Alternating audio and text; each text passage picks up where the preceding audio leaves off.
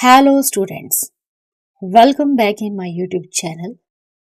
Students, if you are new to my channel, please subscribe my channel and hit the bell icon so you get the latest notifications timely. So students, today's topic is limitations of trial balance. So let's get start the video. Limitations of trial balance. So first limitation is all transactions have been correctly analyzed and recorded in proper accounts. For example, wages paid for installation of a fixed assets might have wrongly been debited to wages account. तो students, हमारी पहली limitations जो हैं, हम अपने business में जितनी भी ट्रांजैक्शंस करते हैं उनको हम प्रॉपरली एनालाइज करते हैं और उनको प्रॉपर अकाउंट्स में रिकॉर्ड भी करते हैं. फॉर एग्जाम्पल, हम कोई फिक्स्ड एसेट इंस्टॉल करते हैं. अगर हमने कोई फिक्स्ड एसेट्स अपने बिजनेस में इंस्टॉल की है तो उस पर होने वाली जो वेजेस के चार्जेस हैं, हो सकता है कि उन्हें हमने गलती से वेजेस अकाउंट में डेबिट कर दिया हो.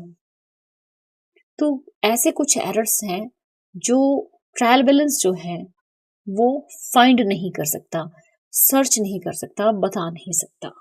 क्योंकि ट्रायल बैलेंस में तो हम एक्यूरेसी उसी को मानते हैं जब हमारा debit equal to credit balance आ जाता है, यानी कि दोनों साइड्स इक्वल आती हैं और हम कहते हैं कि हमारा ट्रायल बैलेंस जो है सही बन रहा है.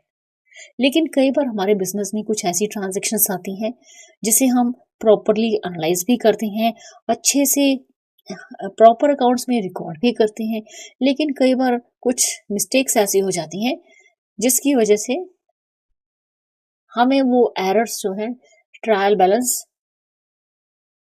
रिप्रेजेंट ही नहीं करता. Second is all transactions have been recorded and nothing has been omitted.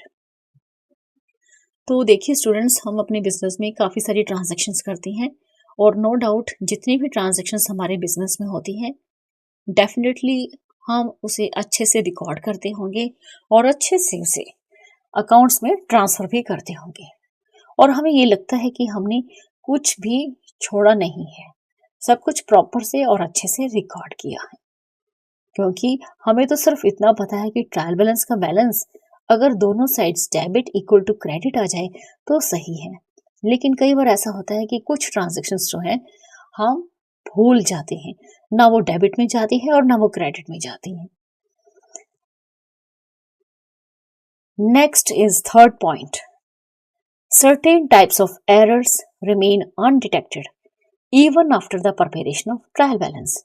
तो स्टूडेंट्स, जब भी हम ट्रायल बैलेंस बनाते हैं उसके बावजूद भी कि अगर हमारे ट्रायल बैलेंस का जो बैलेंस है दोनों इक्वल आ रहे हैं, डेबिट इक्वल टू क्रेडिट भी आ रहा है, उसके बावजूद भी कई सारे ऐसे एरर्स होते हैं जो हमें अपने बिजनेस में, अपने अकाउंट्स में पता ही नहीं लगते. Thus, it is quite well known and said that agreement of trial balance is not the conclusive proof of the accuracy of the books maintained. तो काफी सारे ऐसे एरर्स होते हैं जो हमें अपने ट्रायल बैलेंस में पता ही नहीं लगते.